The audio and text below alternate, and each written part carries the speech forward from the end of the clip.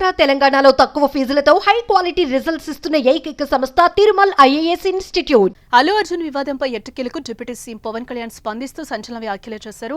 గోడతో పోయేదాన్ని గొడ్డల వరకు తెచ్చారని మాట్లాడారు. సంధ్యా థియేటర్ ఘటన జరిగిన తర్వాత బాధిత కుటుంబం ఇంటికి ఎవరో ఒకరు ఆ రెండో రోజే వెళ్లి చెప్పి మాట్లాడి మేం తోడున్నామని చెప్తే ఇంత జరిగేది కాదని వ్యాఖ్యానించారు. బాధిత కుటుంబాన్ని వెంటనే పరామర్శించాల్సిందని అభిప్రాయపడ్డారు. అల్లు అర్జున్ టీం అయినా స్పందించాల్సిందని చెప్పారు. ఈ ఘటనలో ఎక్కడో మానవతా దృక్పథం లోపించిందని పవన్ అభిప్రాయపడ్డారు.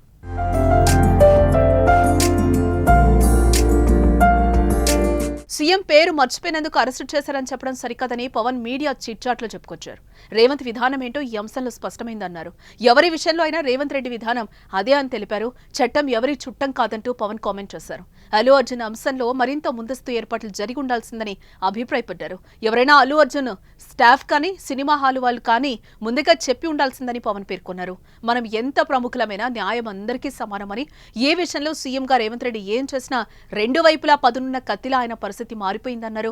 మరోవైపు సమాజంపై ప్రభావం చూపించేలా ఎందుకు సినిమా ఉండకూడదనిపిస్తోందని, సినిమాకు సంబంధించిన ఆడిట్ జరగాల్సి ఉందని పవన్ పేర్కొన్నారు. తెలంగాణ ప్రభుత్వం చాలా గౌరవప్రదంగా మర్యాదపూర్వకంగా సినిమాతో వ్యవహరించిందని చెప్పుకొచ్చారు. అలాగే ఈ సమస్యలో హీరోని ఒంటని చేసేశారని చెబుతూ బన్నీకి సపోర్ట్ కూడా ఇచ్చారు పవన్.